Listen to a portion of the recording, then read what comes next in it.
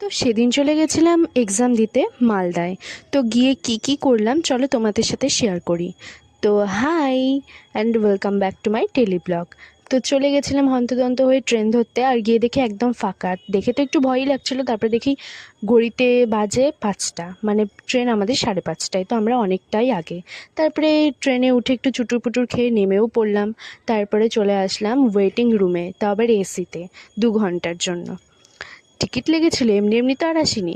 তারপরে একটু বিস্কুট খেয়ে নিই, তারপরে বাড়ি থেকে আনা এখান থেকে পরোটা আর সয়াবিনের তরকারি, সেটাও খেয়ে নিয়ে চলে গেছিলাম এক্সাম দিতে।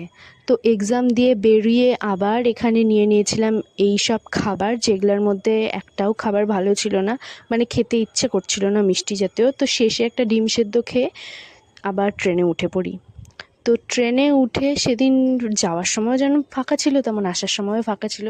তো খুবই ভালো লাগছিল এই গরমে। তারপরে চুটুর পুটুর আবার এটা ওটা খেতে থাকি, খেয়ে দিয়ে নেমে পড়ি বালুরঘাটে।